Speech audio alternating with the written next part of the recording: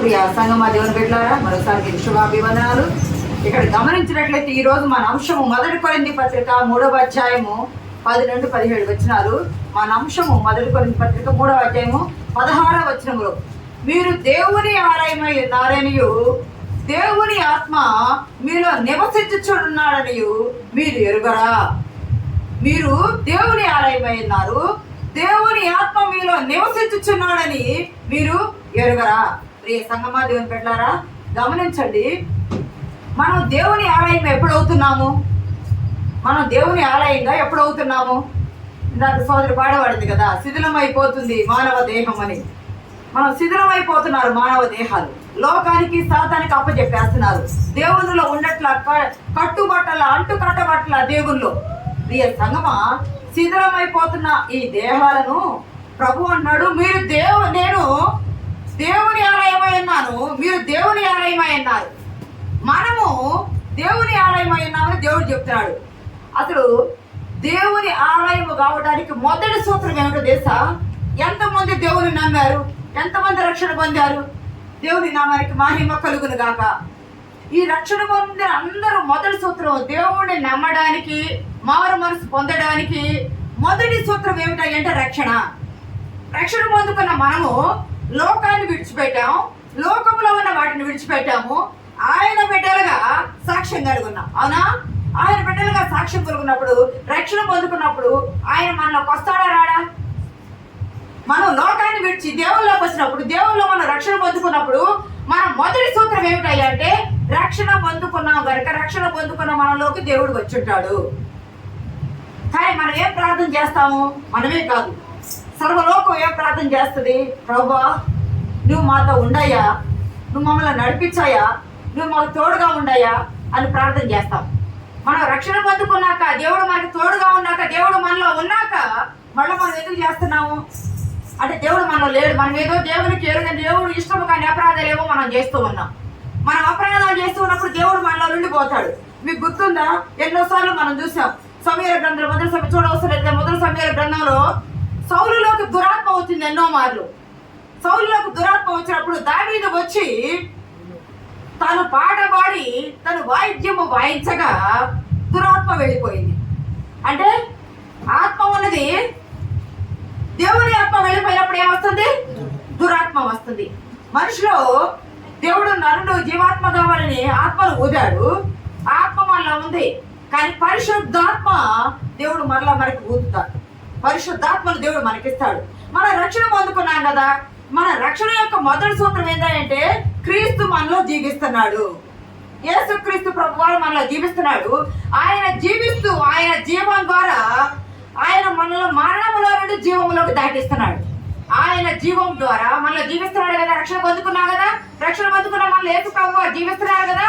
జీవిస్తున్న మనలో ఆయన మనలో మరణంలో నుండి జీవంలోనికి దాటిస్తున్నారు. అంటే మనం మరణించమా అంటే మరణిస్తాము కానీ మరణించడం తిరిగి లేకపోవడానికి సమర్థుడైన దేవుడు మనకు తోడుగా ఉన్నాడు. దేవుని నామానికి మహిమ కలుగును గాక.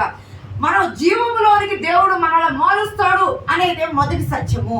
రక్షణ పొందుకున్న మనకు మొదటి సత్యము. ఈ సత్యాన్ని వాక్యం పదే మనకు తెలియజేస్తుంది.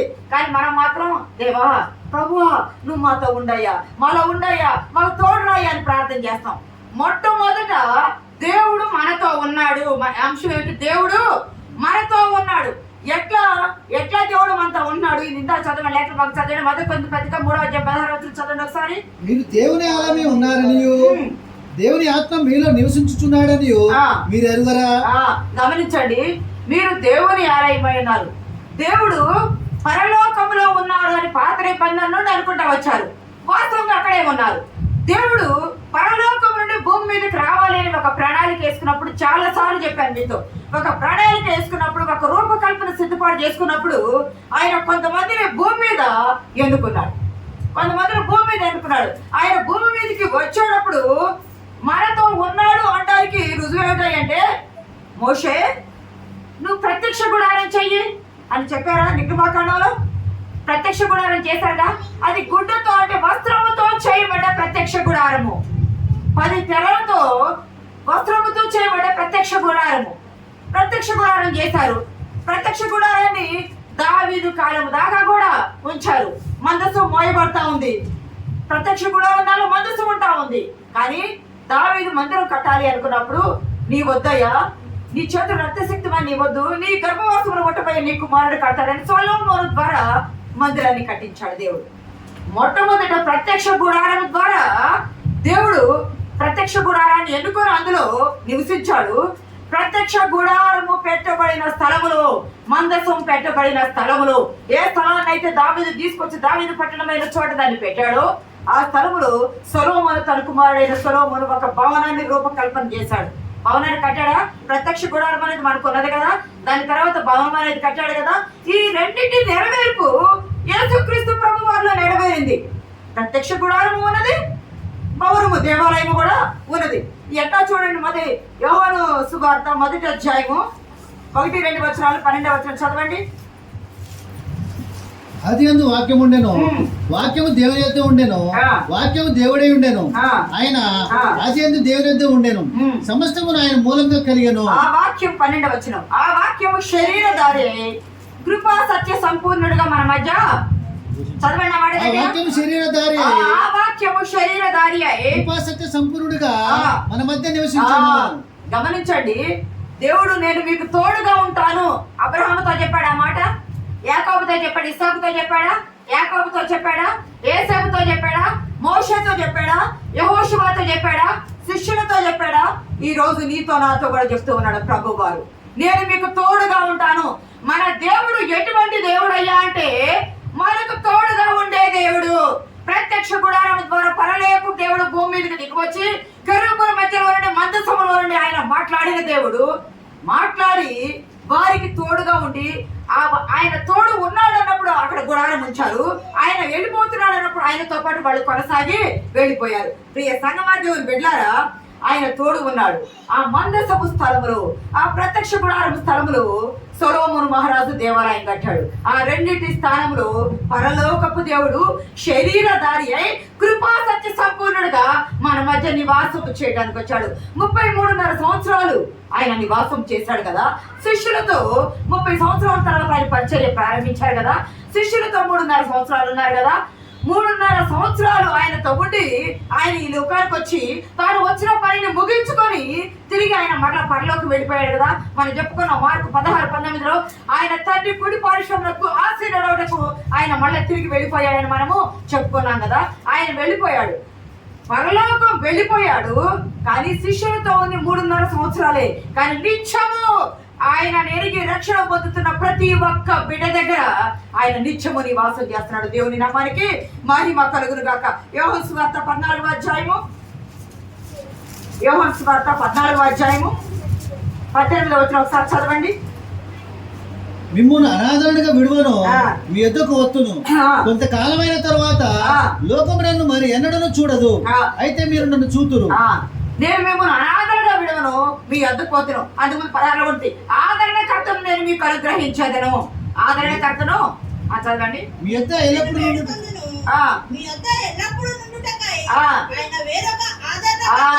ప్రియ సంగమా, దేవుడు పాత నిబంధనలు ఎలా చెప్పాడు? నేను దేవుడు మనతో ఉన్నాడు. మోషే అహరోను చెప్పారు కదా, సమాజంతో సంఘంతో దేవుడు మనతో ఉన్నాడు, మీరు భయపడవద్దు. దేవుడు మనతో ఉన్నాడు, వారితో యుద్ధంలో మనం గెలుస్తాం, మీరు భయపడవద్దు. దేవుడు మనతో ఉన్నాడు, మనకు ఆహారం కావాలంటే ఆకాశం నుండి మన్నా ఇచ్చాడు, మీరు భయపడవద్దు. దేవుడు మనతో ఉన్నాడు, మీకు నీరు కావాలంటే బండ నుండి నీరు ఇచ్చారు, మీరు భయపడవద్దు. దేవుడు మనతో ఉన్నాడు, మీరు మాంసం కావాలంటారు, మాంసాపేక్ష గలవారై ఉన్నారు, మీకు కూరేళ్ళు పంపించాడు, మీరు భయపడవద్దు. దేవుడు తోడు ఉన్నాడు, మీరు భయపడవద్దని మోషే ద్వారా పదే దేవుడు చెప్తూ ఉన్నాడు. ప్రియ సంగమా, అయ్యా నువ్వు వెళ్ళిపోతే ప్రభువా, నువ్వు వెళ్ళిపోతే మేము ఒంటరి వాళ్ళం అవుతాం కదా, నువ్వు మాతో ఉన్నావని మేము అనుకుంటున్నాము, మరి మేమేమి కావాలా అంటే, నేను వెళితే వేరొక ఆదరణకర్త మీ ఎద్దకు వస్తాడు. శిష్యులతో శారీరకంగా 3.5 సంవత్సరాలు ఉన్నారు ప్రభు వారు. ఆయన వెళ్ళిపోయిన తర్వాత ఆదరణకర్త నిత్యము మనతో ఉండడానికి వచ్చాడు. దేవుని నామానికి మహిమ కలుగును గాక. హెబ్రీ పత్రిక 6వ అధ్యాయం 8వ వచనంలో ఒక మాట చూడండి. హెబ్రీ పత్రిక 6వ అధ్యాయం 8వ వచనంలో ఒక మాట ఉంటుంది, గమనించండి.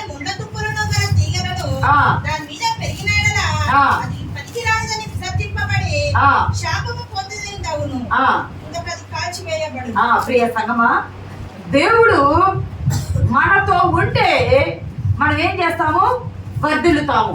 దేవుడు మనతో లేకపోతే గమనించండి, ముళ్ళ కప్పులు గచ్చ పొదలు మొలిసి ఏ రీతిగా కాల్చివేయబడతాయో మన జీవితాన్ని సాతను ఆ రీతిగా కాల్చివేస్తాడు. మనతో దేవుడు ఉన్నాడు. మొదటి అంశం, దేవుడు మనతో ఉన్నాడు. ఆది కాండము నుండి మొదలుకొని తను నమ్మి తన రక్షణ పొంది తన ఎందుకు విశ్వాసం వచ్చిన అబ్రహాము దేవుడు నమ్మరాదు, అతనికి నీతిగా ఎంచబడను. విశ్వాసంతో వచ్చిన ప్రతి బిడ్డకి తోడుగా ఉండి ఆయన నడిపించాడు. ఆయన మనతో ఉన్న దేవుడు. రెండో అంశానికి పోదాం. 2వ కొరింథీ పత్రిక 13వ అధ్యాయం 11వ వచనం చదవండి.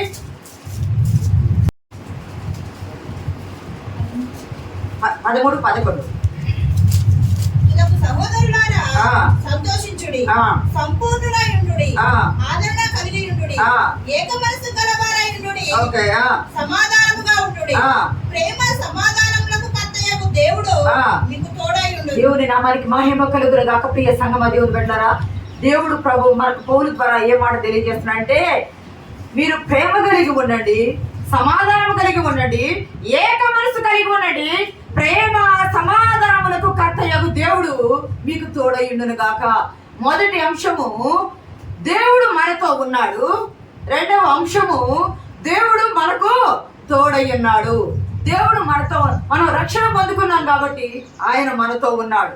మనల్ని ఎందుకు మనకు తోడయ్యున్నాడు అంటే, మనల్ని ఎదిగింప చేయడానికి ఆయన మనకు తోడయ్యున్నాడు. ప్రియ సంగమా, ప్రియ బిడ్డలారా, గమనిస్తే ప్రతి తల్లిదండ్రులు, భూమి మీద ఉన్న ప్రతి తల్లిదండ్రులు ఏమని కోరుకుంటారంటే, మా పిల్లలు ఎదగాల, మా పిల్లలు భౌతికంగా శారీరకంగా ఎదగాల, సామాజికంగా ఎదగాల, భావోద్వేగాలను కంట్రోల్ చేసుకునే రీతికి ఎదగాల, మానసికంగా ఎదగాల, ఆధ్యాత్మికంగా ఎదగాల, అన్ని రకాలుగా వారు ఎదగాలని, పరిపూర్ణంగా ఎదగాలని కోరుకుంటాం. ఎవరైనా మా పిల్లలు ఎదగాల్సిన అవసరం లేదు అనుకునే వాళ్ళు ఎవరైనా ఉంటారా? ఎవరు ఉండరు. అందరూ ఎదగాలనే కోరుకుంటాం. ఎదగాలి అని కోరుకునేటప్పుడు వారు ఎదగకుండా ఉంటే ఎట్లా ఉంటారు? ఇప్పుడు పుట్టిన పిల్లలు ఉన్నారు, వారు శారీరకంగా చిన్నగానే ఉన్నారు, వాళ్ళకి ఏది పెరుగుతుంది, వాళ్ళు ఎదగాల.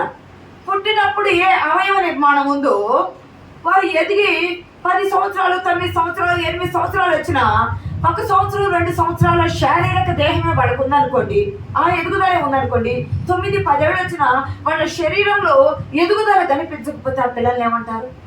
వాళ్ళు అబ్నార్మల్గా ఉన్నారు కదా, వాళ్ళలో ఏదో అంగవైకల్యం ఉంది కదా, వాళ్ళలో ఏదో మొత్తానికి లెవెల్స్ తక్కువైపోయాయి. ఎదగవలసిన ఎదుగుదల వాళ్ళకు లేకుండా ఉండిపోయింది. వాళ్ళని ఏమనుకుంటామంటే చిన్నగానే ఉండిపోయారు అని ఏదో ఒక పదము వాడతారు. వాళ్ళలో ఎదుగుదల లేదు, ఎదుగుదల తగ్గిపోయింది. ఏ విటమిన్ లోపం ఉందో తెలియదు మనకు. విటమిన్స్ ఎటువంటి విటమిన్ లోపం ఉందో మనకు తెలియదు. కానీ ఎదుగుదల హార్మోన్ డిఫాల్ట్ ఉందేమో తెలియదు. ఎదుగుదల ఆగిపోయింది. ఎదుగుదల ఆగిపోవటం అంటే శారీరకంగా, మానసికంగా, ఆత్మీయంగా, ఆర్థికంగా, సామాజిక పరంగా అన్ని రకాలుగా నువ్వు ఎదగాలి. నీ పిల్లలు ఎదగాల. నీ పిల్లలు ఎదగకపోతే శారీరకంగా ఎదిగి బలాఢ్యులైనందు వల్ల ఉపయోగం లేదు. చదువులు ఎదగాలి, ఆత్మీయ స్థితిలో ఎదగాలి, మానసికంగా సామాజిక పరమైన సమాజంలో ఎవరితో ఎలాగ మెలగాలో, వారి మాటల్లో, వారి చూపుల్లో, వారి భావోద్వేగాల్లో, వారి ఆలోచనలు, వారి తలంపుల్లో, వారి క్రియల్లో, వారి చేష్టల్లో ప్రతి దానిలో ఎదుగుదల కనిపించాలి. ఆ మార్పు తల్లిదండ్రులు వాళ్ళ పిల్లలు. అది ఎలాగొస్తుంది? ఆత్మీయ స్థితిలో దేవుడు తోడుగా ఉంటే వచ్చు. ఆత్మీయ స్థితిలో దేవుడు తోడుగా లేకపోతే ఎదగవలసిన పిల్లలు ఎదగలేదు. మా పిల్లలు బాగా ఎదగాల, ప్రార్థన చేయండి అంటారు. నిజమే, సేవకులు ప్రార్థన చేస్తారు. తల్లిదండ్రులు ఏం చేస్తారు? వారు చేస్తారు కదా చేసుకోకుండా ఉంటారా ప్రార్థన? లేదు. బాధ్యత. ఉదయకాలం, సాయంత్రకాలం వెళ్ళేటప్పుడు వచ్చే ప్రతి విషయంలో ప్రార్థన నేర్పించాలి. యూదులైతే పిల్లలకు వెంతోరాని తండ్రి కూర్చోబెట్టుకొని పిల్లలకి ప్రాథమిక దశ నుండి ప్రార్థన నేర్పిస్తారు, క్రమంలో పెరుగుతూ నేర్పిస్తారు. వాళ్ళంతా జ్ఞానవంతులు ఎందుకు అవుతున్నారు? వాళ్ళంతా ఉన్నత స్థితికి ఎందుకు వస్తున్నారు? వాళ్ళని క్రమంలో నేర్పిస్తారు. మనం మన పిల్లల్ని ఆధ్యాత్మిక క్రమంలో నేర్పిస్తే వాళ్ళు నడవలసిన త్రోవ వారికి పెద్దవైనప్పుడు దాని నుండి వాళ్ళు తొలగిపోరు కదా. తొలగిపోకుండా ఉండేటట్టు వాళ్ళని మనం నేర్పించాలి. వాళ్ళకి అన్ని వాళ్ళు ఎప్పుడైతే పిల్లలకి మంచి ఆహారం ఇస్తామో, మంచి నీరు ఇస్తామో, మంచి వసతి కల్పిస్తామో, మంచి క్రమశిక్షణ ఇస్తామో, మంచి వ్యాయామము, మంచి నిద్ర, మంచి విశ్రాంతి. ఇప్పుడు పిల్లలు ఎదుగుతుంటే పుట్టిన పిల్లలు మొదలుకొని సెల్కు బానిసైపోతారు. సెలవులకి ట్యాబులకు బానిస అయిపోతున్నారు. పొద్దుగుక్కులు ఏకదృష్టిగా చూస్తున్నారు. ఏకదృష్టిగా చూడటానికి పిల్లలు ఊరిపోతున్నారు, లావైపోతున్నారు. ఎందుకంటే వాళ్ళు జీవక్రియ సరిగ్గా కొనసాగట్లేదు. కూర్చున్న స్థితి నుండి లేవటం లేదు. ఎదుగుదల ఉండాలా, మంచి విశ్రాంతి ఉండాలా. అన్నీ సహజంగా ఉంటే వాళ్ళు ఆరోగ్యవంతులై మంచిగా పెరుగుతారు. వారికి అనుగ్రహించబడిన అవయవాలు కూడా సంపూర్ణంగా పెరగకపోతే అంగవైకల్యం ఏర్పడుతుంది. అన్నీ ఇచ్చి అన్నీ పెంచి ఆరోగ్యవంతుడిగా చేసి ఆత్మీయ స్థితిలో ఆరాధనలో లేకుండా, దేవుని సన్నిధిలో లేకుండా ఉంటే ఆత్మీయ మరుగుజ్జుతనం వస్తుంది. కుటుంబానికి ఆత్మీయ మరుగుజ్జుతనం వస్తుంది. మనం ఏం నేర్పించాలి అంటే ఈ లోకములో ఎదుగుటతో పాటు లోక ఆలోచనలు నేర్పవద్దు, కానీ లోకంలో మెళకువగలిగి పెరగడం నేర్పించాలా. ఆత్మీయ స్థితిలో మన పిల్లల్ని పెంచడం నేర్పిస్తే వారు ఆత్మీయ ఎదుగుతారు. లేకపోతే ఆత్మీయ బలహీనత వస్తుంది. దేవుని ఉద్దేశం ఏంటంటే మనం పూర్తిగా ఆత్మీయ పరిపక్వతలోకి రావాలి. ఏదైనా ఒక చెట్టు మీద ఒక పండు చూస్తాము, పచ్చి పళ్ళు కోసుకొని తినలేం కదా. చివరికి పక్షులు కానీ ఉడతలు కూడా పచ్చి పళ్ళని తినం. అది పండి పరిపక్వానికి వచ్చిన తర్వాతే తింటే మనం కూడా మంచి పరిపక్వతకి రావాలి. వచ్చి మన పిల్లల్ని ఎదిగింపు చేయాలి. అలా ఎదిగింపు చేసినప్పుడు మాత్రమే ఆత్మలో మనం ఎదుగుతాము. అప్పుడే దేవుడు మనకు తోడై ఉన్నాడు. మొదటిదేమో దేవుడు మనతో ఉన్నాడు, రెండవది దేవుడు మనకు తోడై ఉన్నాడు.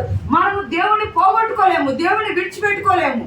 ఎదుగుదల లేకపోతే ఆత్మీయ స్థితిలో నువ్వు పడిపోయిన స్థితిలో ఉంటే నీ జీవం ఉట్టిపడదు, జీవం ఎదుగుదలగా ఉండదు. ఎదగాల. చాలా మంది తల్లిదండ్రులు ఎదగాలని కోరుకుంటారు, కానీ చాలా మంది పిల్లలను అక్కడే బయట పారవేస్తూ ఉంటారు. బాధ్యత లేకుండా బయట పారవేస్తూ ఉంటారు. మాకెందుకులే అనుకుంటారు. వారి ఎక్కర్లు వరాసలు తీర్చుకొని వద్దని పడవేసేటప్పుడు ఆ పిల్లల స్థితి ఏమాల కుక్కలు పందులు పీక్కుతుండే చెత్త కుండీల దగ్గర. కొంతమంది పిల్లలు ఉంటారు, తండ్రులు ఉండరు. వారి పిల్లల భవిష్యత్తు చూడటానికి తండ్రులు లేకపోతే తల్లి మీద భారం పడుతుంది. తల్లి మీద భారం పడ్డప్పుడు ఆ భారం తీరాలంటే తల్లి తీర్చలేదు, కానీ తీర్చగలిగిన మన పరమ తండ్రి మనకు తోడున్నాడు. కొంతమంది తల్లులు ఉండరు, పిల్లలు చిన్నగా ఉంటారు. వాళ్ళ ఎదుగుదల, వాళ్ళ పోషణ, ఆడపిల్లలంటే వాళ్ళ సంరక్షణ తండ్రి అన్ని చూడాలంటే అన్ని చూడలేడు. లోకం చెడ్డగా ఉంది. పిల్లలు ఎదుగుతూ ఉంటే చూసి వారంలో చెడ్డ మనసు కలిగిన స్వభావం కలిగిన వారు ఉంటారు. కాపుదల ఉండాలి. వాడికి సంరక్షణ, వాక్యం కాపుదల ఉండాలి. వాళ్ళకి తల్లిదండ్రుల బాధ్యత కాపుదల ఉండాలి. ఆ కాపుదల తల్లి లేకపోతే ఇచ్చేవాళ్ళు ఉండాలి. వాక్యంలో పెంచాలి, పిల్లల్ని ప్రార్థనలో పెంచాలి. తల్లి లేకపోయినా కష్టమే, తండ్రి లేకపోయినా కష్టమే, తల్లిదండ్రులు ఇద్దరూ లేకపోయినా కష్టమే. కానీ దేవుడు అంటాడు, స్త్రీ తన గర్భమును పుట్టిన చంటి పిల్లను కరుణింపక మరచునా, వారైనా మరుచుదురు కానీ నేను నిన్ను మరమును చూడుము. నా అరచేతుల మీద చెక్కుకున్నాను. ఆయన గాయపడిన అరచేతుల్లో నిన్ను చెక్కుకొని నీ కొరకు ఒక ప్రణాళిక సిద్ధపాటు చేసి పెట్టాడు. ఈ లోకపు తండ్రి అంటాడు కదా, మీరు ఎవరైనా తన పిల్లలు తనొచ్చి నాకు గ్రుడ్డు కావాలంటే చదువుతారు. అది మత్తయి సువార్త 7వ అధ్యాయం. మీలో ఏ మనుషుడైనను చదవరా. కుమారుడు తను రొట్టె అడిగిన యెడల వానికి రాతినిచ్చునా, చేపలు అడిగిన యెడల పామునిచ్చునా? మీరు చెడ్డవారై ఉండియో మీ పిల్లలకు మంచి ఈవులను ఎరిగి ఉండగా పరలోకమందున్న మీ తండ్రి. చాలు నాన్న. ఇక్కడ దేవుడు అంటున్నాడు, అడుగుడి మీకు ఇవ్వబడును, 7 బట్టి వెతుకుడి మీకు దొరుకును, తట్టుడి మీకు తేయబడును. మీలో ఎవడైనా, ఏ మనుషుడైనా మీ పిల్లలు వచ్చి నాకు గుడ్డు కావాలంటే పేరునిస్తారా, చేప కావాలంటే పామునిస్తారా, రొట్టె కావాలంటే రాతినిస్తారా? మీరు చెడ్డవారయ్యండి మీ పిల్లలకు మంచి ఈవులను ఎరిగి ఉండగా మీ పరలోకపు తండ్రి మీకు అంతకంటే శ్రేష్టమైన ఈవులను ఈయడని ఎవరు చెప్పగలరు అన్నాడు. ప్రియ సంగమా, తల్లిదండ్రులమైన మనము మన పిల్లలకు శ్రేష్టమైన ఉన్నత భవిష్యత్తు ఇవ్వాలా. మా పిల్లలు అవి చదివిస్తాం, ఈ చదివిస్తాం, అది చేయాలా, విదేశాలు పంపాలి, మంచి కార్లు అన్నీ అనుకుంటాము. ప్రణాళిక ఆలోచన మనం చేస్తాము, ప్రణాళిక దేవుడు ఏర్పాటు చేస్తాడు. ఆయనకు అప్పచెప్తే, ఆయనను ఎదిగింపు చేస్తే ఆయన మనతో ఉంటాడు. ఆయన మనకు తోడై ఉండి మనల్ని నడిపిస్తుంటాడు. ఇక్కడ చూడండి, రోమపత్రిక 12వ అధ్యాయము 16-18 వచ్చిన ఒకసారి చూడండి. ధూమపత్రిక 12వ అధ్యాయం చదవనమ్మా. 12వ అధ్యాయం 16-18. ఏడ్చు వారితో ఏడువుడి, ఒకరితోనొకడు మనసు కలిసి ఉండుడి. హెచ్చు వాటియందు మనసుంచక తగ్గు వాటియందు ఆసక్తులై ఉండుడి. మీకు మీరే బుద్ధిమంతులని అనుకోవద్దు, కీడుకు ప్రతి కీడెవడికి చేయవద్దు. మనుషులందరి దృష్టికి యోగ్యమైనటిని గూర్చి ఆలోచన కలిగి ఉండుడి. శక్యమైతే మీ చేతనైనంత మటుకు సమస్త మనుషులతో సమాధానం ఉండుడి. చాలండి. సమస్త మనుషులతో సమాధానం. 15:33 కూడా ఒక మాట ఉంది. ధర్మపత్రిక 15:33 కూడా సమాధానకర్త దేవుడు మీకందరికి తోడై ఉండును గాక. ఆమేన్. మీరందరితో సమాధానంగా ఉండండి. సమాధానకర్త దేవుడు తోడు ఉంటాడు. మీ పిల్లల కొరకు మీరు ఒక ప్రణాళిక వేసుకున్నారు. ఆ ప్రణాళిక ప్రకారం మీరు వెళ్ళాలనుకుంటున్నారు. కానీ దేవుడి తోడు లేకపోతే మనం ఉన్నత స్థితికి వెళ్ళాలంటే వెళ్ళలేము. దేవుడిని ఎరగని వారు వెళ్తున్నారు కదా, వెళ్తారు. ఏ మార్గంలోనైనా వెళ్ళవచ్చు, వెళ్తారని వాళ్ళు మనం తప్పు పట్టలేము. కానీ వారికి రక్షణ లేదు. నువ్వు రక్షణ పొందుకున్న నీవు దేవుని తోడు నీకుంది. దేవుడు మీకు తోడు అయి ఉన్నాడని ప్రభు వారు చెప్తూ ఉన్నాడు. 3వ చూద్దాం చూడండి. 2వ కొరింథీ పత్రిక 4వ అధ్యాయము 7వ వచనం చూడండి.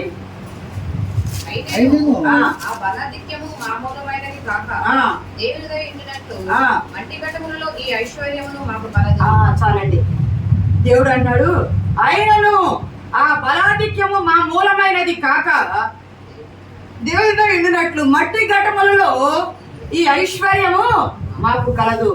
గమనించండి, మనం ఎటువంటి వారం అయ్యంటే మట్టి ఘటముల వంటి వారం, మట్టి కుండ వంటి వారం. మన సాంప్రదాయంలో చూస్తే లాస్ట్ కుండ బాగా కొట్టేస్తారు కదా. మన భారతీయ సాంప్రదాయం లాస్ట్ కుండ, మనం మట్టి ఘటము, ఓటి కుండ వంటి వారము. కానీ దేవుడు మట్టి ఘటములైన మనకు మహిమ ఘటములుగా దేవుడు మనల్ని మార్చాడు. మహిమ ఘటములుగా మనల్ని మార్చాడు. గమనించండి, చాలా మంది శరీరంలో కొన్ని భాగాలు లేకుండా పోతాయి. కొంతమందికి హార్ట్ తీసి హార్ట్ వేస్తారు, కొంతమందికి కిడ్నీ తీసి కిడ్నీ వేస్తారు, కొంతమంది కన్ను తీసి కన్ను వేస్తారు. రకరకాలైన శరీర భాగాలు ఒక చోట నుండి ఇంకో చోటికి ఈ స్కిన్ తీసి వేస్తూ ఉంటారు కదా. మన శరీరంలో ఒక భాగం లేకపోతే, ఒకసారి నేను టీవీలో న్యూస్లో చూశాను, కిడ్నీలు తీసేసి వేరే వాళ్ళకి ఇచ్చినందుకు ఎన్నో కోట్లు ఏదో ఒక ఖతారో ఏదో ప్రాంతానికి వెళ్ళి ఇచ్చేశారు.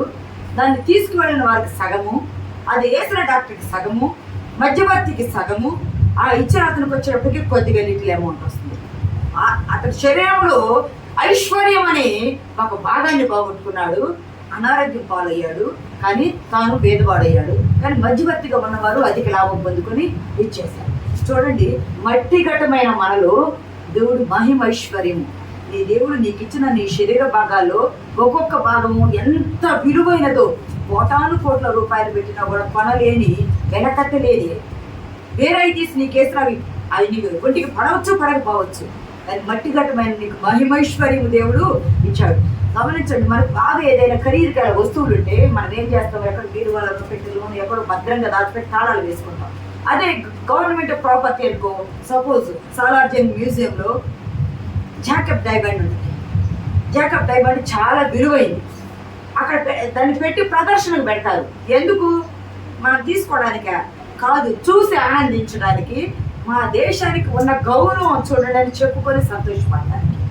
కానీ మట్టి ఘటములైన మనలో దేవుడు తన కృప మహిమైశ్వర్యాన్ని మనలో పెట్టాడు. దేవుని నామానికి మహిమ కలుగును గాక. కృప మహిమైశ్వర్యాన్ని పెట్టాడు. ఆయన దాచిపెట్టాడు. అంత విలువైన జాకబ్ డైమండ్ చూసి మా దేశానికి ఇంత ఘనత ఆధిక్యత ఉంది. మరి నీకేమున్నది?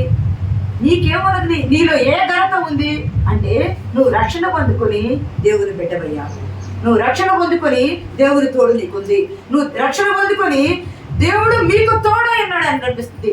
రక్షణ పొందుకొని ఇక్కడ మన ఈ 3వది ఏంటంటే, మనలో ఉండే ఆత్మ సన్నిధి, దేవుని నామానికి మహిమ కలుగును గాక.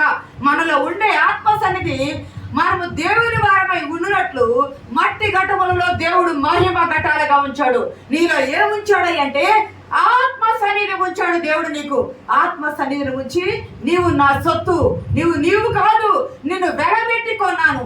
ఎలాగో వెలబెట్టుకున్నాను అంటే, నేను పరలోకములో ఉన్న దేవుణ్ణి కదా. నేను పరలోకములో ఉండకుండా భూమి మీదకి రావడానికి అబ్రహామును ఎన్నుకున్నాను, తోడై ఉన్నాను. ఇస్సాకును ఎన్నుకున్నాను, తోడై ఉన్నాను. యాకోబును ఎన్నుకున్నాను, తోడై ఉన్నాను. మోషేను ఎన్నుకున్నాను, తోడయ్యన్నాను, యెహోషువని అనుకున్నాను తోడయ్యన్నాను, దావీదుని అనుకున్నాను తోడయ్యన్నాను, యేసుక్రీస్తుగా శరీరధారి భూమి మీదకి దిగి వచ్చాను. నీ కోసం నా కోసం సర్వ మానవాళి పాపాల కొరకు భూమి ఆకాశానికి మధ్య సిలువలో ఆయన వేలాడబడుతూ తన ప్రాణమును పెట్టి తన చివరి రక్తపు బొట్టు వరకు దారబోసి కార్చి మనల్ని కొనుక్కున్నాడు. మనం పాపములో బందీలమయ్యాం కదా, పాపము చేతిలో సాతానుకు బందీలమయ్యాం కదా, సాతాను చేతి నుండి మనం విడిపించడానికి తన ఆత్మను తండ్రికి అప్పగించి తన ప్రాణమును భూమి మీద దారబోసి మనల్ని కొనుక్కున్నాడు. మనము మన కాదు, విలువ పెట్టి కొనబడిన సొత్తు మనమని విర్రవీగి మన జీవితాలు మన ఇష్టానుసారంగా జీవించడానికి లేదు. ఆయన సొత్తు, ఆయన చిత్త ప్రకారము, ఆయన ఇష్ట ప్రకారము, ఆయన ఆజ్ఞ ప్రకారము, ఆయన మాట నెరవేర్చే ప్రకారం మనం ఉండాలి. కానీ మన చిత్తానుసారంగా జీవించవలసిన వారు మనము కాదు. యోహాను సువార్త 17:22 ఒక మాట చూడండి. నేను వచ్చి వారికి బోధింపకుండిన యెడల వారికి పాపం లేకపోవును. ఇప్పుడైతే వారి పాపమునకు విష లేదు. నన్ను ద్వేషించువాడు నా తండ్రిని కూడా ద్వేషించుచున్నాడు. నీవు నాకు అనుగ్రహించిన మహిమను నేను వారికి ఇచ్చితిని. చదువురా 22. మనం తండ్రి మనం ఏకమైనలాగున తండ్రి మనము ఏకమై ఉన్నాము. నీవు పరలోకములో ఉన్నావు, నేను భూమి మీద ఉన్నాను, నీ ఆజ్ఞ నెరవేర్చడానికి నేను వచ్చాను. మనము ఏకమై ఉన్నాము. మనము ఏకమై ఉన్నలాగున భూమి మీద నేను ఏర్పాటు చేసుకున్న వీళ్ళతో ఏకమై ఉన్నాను కనుక నీవు నాకు మహిమ ఇచ్చావు కదా. నీవు ఇచ్చిన మహిమను నేను వీరికి ఇచ్చితిని. దేవుని నామానికి మహిమ కలుగును గాక. నీవు నాకు ఇచ్చిన మహిమను నేను వీరికి ఇచ్చాను. ప్రియ సంగమా, మీకు గుర్తుందా? వీరందరినీ ఏర్పాటు చేసుకుని యాకోబు కూడా రాత్రి తలగడగా చేసుకుని పడుకున్నప్పుడు పైన దేవుని మహిమను చూచాడు. దూతలు ఎక్కుచూ దిగుచూపుతే అదే రూపాంతరపు కొండ మీద ఇక్కడ పేతురు, యాకోబు, యోహానులు ఆయన మహిమను చూచారు. రక్తస్రావం కలిగిన స్త్రీ కూడా ఆయన మహిమ ఏ రీతిగా వచ్చాడయ్యా భూమి మీద కంటే 13 మనం చెప్తున్నాం కదా, యెహోవా రాజ్యము చేయిచు ఉన్నాడు.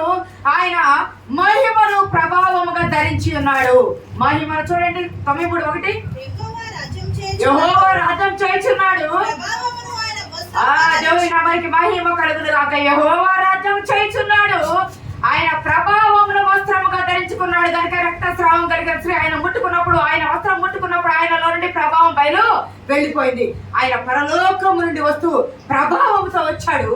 ప్రభావం తీసుకొని వచ్చాడు ఆయన. అంతేకాదు ఆ ప్రభావాన్ని మనకిచ్చాడు. ప్రభావాన్ని ఐశ్వర్యం, మహిమను ప్రభావంగా తెచ్చాడు, మహిమను ఐశ్వర్యంగా ఇచ్చాడు. అంతేకాదు ఆయన మహిమను మట్టి ఘట్టమైన మనల్ని మహిమ ఘట్టంగా మార్చాడు. ప్రియ సంగమా, మహిమ తీసుకొని వచ్చాడు. మహిమను ఇవ్వకుండా పోలా, మహిమనిచ్చి నీవు ఆయన సొత్తని తండ్రితో సమాధానపరిచాడు. ఆ మహిమను ప్రభావంగా తీసుకొని వచ్చాడు. ఆయన మహిమను ఐశ్వర్యంగా ఇచ్చాడు. మహిమను ఆత్మ సన్నిధిగా నీకు ఇచ్చాడు. ఆత్మ సన్నిధిగా నీకు ఇచ్చి అంటున్నాడు, మీరు దేవుని ఆలయమై ఉన్నారు. ఇంతకు ముందేమో నేను మీతో ఉన్నాను, మీకు తోడై ఉన్నాను. ఇప్పుడు 3వది ఏమన్నాడు, మీరు దేవుని ఆలయమై ఉన్నారు. ఎందుకంటే దేవుని ఆత్మ మీలో నివసిస్తుంది. నా ఆత్మ లేనివాడు నా వాడు కాడు. ప్రియ సంగమా, నువ్వు దేవుని ఆలయమై ఉన్నావు కదా, దేవుని ఆత్మ నీలో నివసిస్తున్నాడు కదా.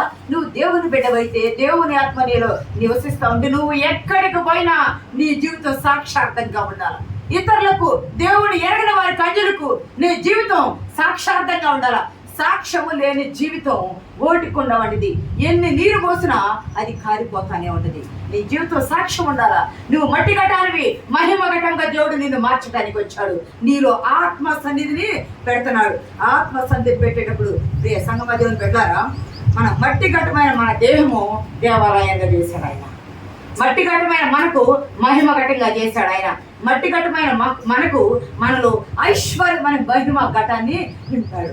ఐశ్వర్య, నీలో కిడ్నీ లేదనుకో ఒక అవయవంలో లోపం ఉంది, నీలో గుండె లేదనుకో ఒక అవయవం లోపం ఉంది, నీలో కన్ను లేదనుకో ఒక అవయవం లోపం ఉంది. నువ్వు ఎదగలేదనుకో నువ్వు అవయవం లోపంగా ఉన్నా.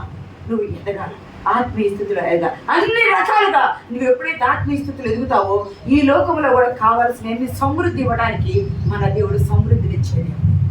విస్తారంగా మన్నా కురిపించాడు, విస్తారంగా జీవజల నదులు వాడిని, విస్తారంగా పూరేళ్ళు వచ్చినాయి. ఆయన విస్తారమే కదా, ఆయన ఇస్తే విస్తారమే. ఆయన ఇస్తే దాచుకోవడానికి చోటు లేంత సమృద్ధి ఇచ్చే దేవుడు. సంగమా దేవుని పెట్టారా, మనం ఎలా ఉండాలి అంటే విలువ పెట్టి కొనబడిన వారుగా ఉన్నారు. ఈరోజు మన అంశము, మీరు దేవుడు మీకు తోడుగా ఉన్నాడు, దేవుడు మీకు తోడై ఉన్నాడు, దేవుడు ఆత్మ సన్నిధి మీలో ఉండి మీరు దేవుని ఆలయం అయి ఉన్నారు. మనం ఎవరమై అంటే దేవుని ఆలయమైనాడు. ఆయన మనలో జీవిస్తూ ఉన్నాడు. ఆయన లేడని నువ్వు తల్లి లేదని కృంగిపోవద్దు, తండ్రి లేదని కృంగిపోవద్దు, భార్య లేదని కృంగిపోవద్దు, భర్త లేడని కృంగిపోవద్దు. నాకు కుటుంబమే లేదు, నాకు జీవితమే లేదు, నాకు ఉద్యోగం లేదు, నాకు ఇల్లు లేదు, నాకు పొలం లేదు, నాకు ఎవరు లేరు, నేను ఒంటరిని అని నువ్వు అనుకుంటున్నావేమో. నువ్వు ఒంటరివి ఎన్నడూ కాదు. నీ లోకంలో నీ తల్లి విడిచిన, నీ తండ్రి వచ్చిన, నీతో ఉంటానన్నా, నీ భర్త కానీ, నీ భార్య కానీ, నీ పిల్లలు కానీ నిన్ను విడిచిన, నువ్వు ఎన్నడూ ఒంటరివి కాదు. ఎందుకంటే నీ కొరకు నీ ప్రాణం ఇచ్చి, నీ కొరకు ప్రాణం ఇచ్చి నిన్ను కన్న దేవుడు, నిన్ను కొన్న దేవుడు, నీ కొరకు ప్రాణం పెట్టిన దేవుడు, నీ తండ్రి అయిన దేవుడు ఎల్లప్పుడూ నీతో ఉన్నాడు, నీకు తోడై ఉన్నాడు, నీలో ఉన్నాడు, ఆత్మదేవుడిగా ఉన్నాడు. నిన్ను చేయి పట్టుకొని నడిపిస్తాడు. ఎంతవరకు అంటే మొదమి బొచ్చు వరకు నిన్ను ఎత్తుకొని నడిపించబడను నేనే. మొదటి వచ్చే వరకు ఎత్తుకొని నడిపించేవాడు నేనే. మరణాంతరం కూడా పరలోకం వరకు లోపం తీసుకుపోయే దేవుడు మనకు తోడున్నాడు. మనం చింతపడవద్దు, భయపడవద్దు. ఎందుకంటే ఆయన తోడు లేని ఏది సాధించలేము, ఆయన తోడు లేకుండా ఏది పొందుకోలేము. ఆయన తోడుతో అన్ని సాధించగలము, అన్ని పొందుకోగలము. పరలోకం చేరే వరకు కూడా ఆయన తోడుతో ముందుకు సాగుతాం. ఇక్కడ చిన్న మాట చెప్పి నేను ముగిస్తా ఒక ఉపమానం చెప్తాను. స్ట్రాస్బర్గ్ అని ఒక చిత్రకారుడు మంచి పెయింటింగ్ వేస్తుంటే అక్కడున్న ప్రాంతంలో ఉన్న ఒక చర్చి వాళ్ళు వచ్చి, మాకు లెంట్ జరుగుతుంది, మా చర్చి మంచి పెద్ద చర్చి, నువ్వు మంచి పెయింటింగ్ వేస్తావు, చిత్రకారుడివి, ఒక మంచి లెంట్కి సంబంధించిన మంచి పెయింటింగ్ కావాలా. ఏ పెయింటింగ్ అంటే యేసు క్రీస్తు ప్రభు వారు శిలువలో మేకలు కొట్టే వేలాడబడుతూ ఉంటారు కదా, భూమి ఆకాశం రెండు కనపడాలా, పైన అటు ఆకాశం కనపడాలి, ఇటు భూమి కనపడాలా, మధ్యలో ఆయన వేలాడబడుతూ ఉండాలా. ఆ పెయింటింగ్ కావాలి మాకు. అలా వేయాలంటే అతను దేవుని ఎరిగిన వారు కాదు, కానీ పెయింటింగ్ వేస్తాడు. అసలు కళ్ళకి యేసుక్రీస్తు ప్రభు వారు మన ఎదుటిగా ఉండి మనమే మేకులతో సిలువ కొట్టామా అన్నంతగా ముద్రించాడు. చాలా అందంగా చిత్రీకరించాడు ఆయన. తన ప్రదర్శనశాలలో ఈ చిత్రాన్ని వేస్తూ ఉండగా ఒకరోజు ఒక వృద్ధురాలు ఆ శాల చూడటానికి వచ్చిందంట. ప్రదర్శనశాల చూడటానికి వచ్చి, ఈయనెవరు, ఈయన ఎందుకు ఎట్లా, ఈయన ఏం పాపం చేశాడు, ఈయన ఇట్లా మేకులతో కొట్టారు అంటే ఆ పెయింట్ చేసిన అంటున్నాడంట. ఆయన ఎవరో నాకు కూడా తెలియదు సరిగా, ఆయనైతే ఏం పాపం చేయలేదు, కానీ ప్రజలు ఆయన్ని సిలువ వేశారు. ప్రజల పాపాల కొరకే ఆయన చనిపోయాడు అని ఒక మాట పెట్టారు. ఈ మాట రాయమని ఆ చర్చి వాడు ఇచ్చారు. నేను ఈ మాట రాస్తున్నాను. ఏం మాట రాస్తున్నానయ్యా దాని మీద అంటే, ఇదంతా నేను నీ కోసమే చేశాను, మరి నా కోసం నువ్వేం చేస్తావు? ఈ సిలువ మీద నేను ఎందుకు వేలాడబడ్డానంటే నీ పాపాల కోసం, ఇదంతా నేను నీ కోసమే చేశావు, మరి నువ్వు నా కోసం ఏం చేస్తావు అనే మాట రాసిచ్చారు. ఆ మాట రాశాడట. అది చదివి ఆ వృద్ధురాలు బాగా ఏడ్చిందట. ఆమె చదవడం రాదు, ఆయన చదివి వినిపిస్తే ఆ వృద్ధురాలు బాగా ఏడ్చిందంట. బాగా ఏడిస్తే ఆమె ఏడ్పు చూసి ఈయన హృదయం కడిగిందంట. పెయింట్ వేసినప్పుడు కడగల, అది రాసినప్పుడు కడగల, కానీ ఆ వృద్ధురాలు ఏడుస్తుంది కదా, ఆ ఏడ్చేటప్పుడు ఆయన హృదయం కరిగి, నిజంగా నా కోసమేనేమో ఆయన కూడా చనిపోయింది అని ఆయనలో పశ్చాత్తాపం కలిగి, నేను కూడా ఆయన వైపు చూస్తానంటే అది చూసే పడుకున్న కళల్లో అదే మెదులుతుందంట. కళల్లో ఆ మేకులతో కొట్టబడే వేసే పెయింట్ ఉంది కదా, అదే మీద పెయింట్ వేసిన నాకు ఎలాగుంటే ఆయన ఎలాగ భరించాడని చాలా వేదన అనుభవించాడంట. వేదన అనుభవించి ఆయన మారు మనసు పొందడానికి ఆ పెయింట్ ఒక కారణం ఏంటంటే, ఈ సంగమ దేవుని వెళ్ళారా, ఈరోజు దేవుడు మనతో మాట్లాడేది, నీకు తోడుగా ఉన్నాను, నీకు తోడై ఉన్నాను, మీరు దేవుని ఆలయమై ఉన్నారు. అప్పుడేమో ప్రత్యక్ష గుడారంలో ఉన్నాడు, సొలొమోను దేవాలయంలో ఉన్నాడు, శిష్యులతో 3.5 సంవత్సరాలు ఉన్నాడు. ఇప్పుడు శరీరధారి అయిపోయి వచ్చి వెళ్ళిపోయాడు. ఆత్మస్వరూపిగా ఆదరణకర్తగా మనతో నిత్యము మనతో ఉంటాడు. ఎక్కడ ఉంటున్నాడు ఏంటి? నీ దేహము దేవుని ఆలయము. ఆలయములో ఆయన ఉండడానికి వస్తే ఇక్కడ ఈ పెయింట్ చూసిన అతను నువ్వు దేవుని ఆలయం అన్నావు ప్రభా. నేను ఆలయంగా ఉంటానని, నీకు నా జీవితాన్ని మార్చుకుంటానని ఆ పెయింట్ వేసిన అతను అది కొన్ని రోజుల తర్వాత ఆ వృద్ధురాలను చూసి మారు మనసు పొందుతున్నాడట. మన కోసం ఆయన అంత చేస్తూ మనం ఆయన కోసం ఏం చేస్తున్నాం? మార్పు లేని జీవితం జీవిస్తూ ఉంటే ఆ రోజు ఇస్కరియోతు లేదా పిలాతు సిలువ వేళ, యూదుల వేళ నిత్యము మనం వేస్తూ ఉన్నాం ప్రభువారి సిలువ వేసేవారిగా మనం ఉండకూడదు. మన జీవితాలు మార్చుకోవాలా, మన కుటుంబాలు మన పిల్లలు ఆయనలో వర్ధిల్లేటట్టు, ఆయన మనల్ని నివాసం చేసేటట్టు పరిశుద్ధాత్మ దేవుడు మనకు సహాయం దయచేయను కాక. ఆమేన్.